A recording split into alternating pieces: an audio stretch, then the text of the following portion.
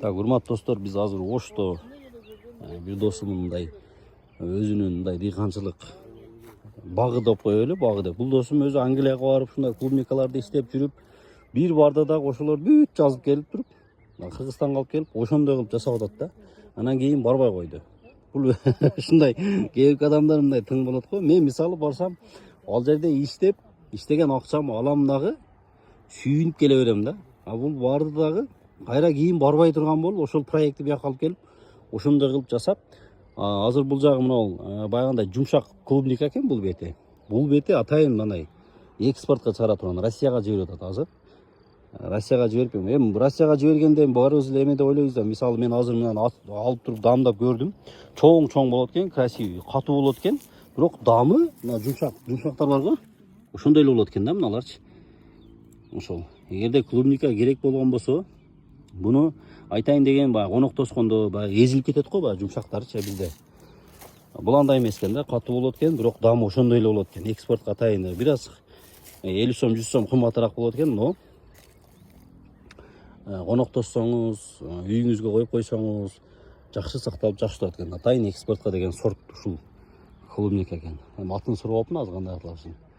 Ошол азыр келип эми суктанып отурам да, молодец. Мындай жерлер болгон болсо үйүңөрдүн алдыңарда клубникадан эгип, чет элде жүрбөй, бул досум эми көп жерде жүрдү. Россияда жүрдү, бияк Кореяда жүрдү. Былтыркы сезондо ошо Англияга барып келди да. Бул менен чогуу иштегендер, шериктери быйыл дагы кетти, бул калды дагы. Ошол жакта иштеп, ошол жакта үйрөнүп келген. Булардын өзү жасап, мына жерге чоң кылып эгип атайын.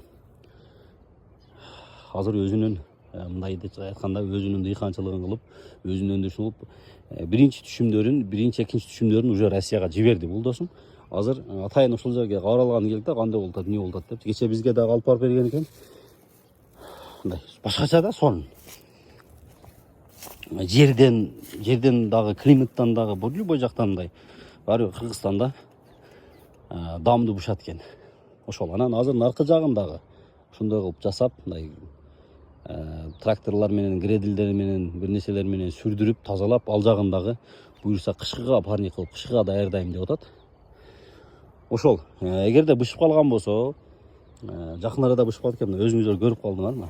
Мага жаза бересиңер, кимге керек болсо, конок тосконго канча килограмм. Яндекстен салып берсек болот да мына. Бул баягы эзилип былдырабай чоң болуп, сонун болот экен. Дамы дагы башкача болот экен.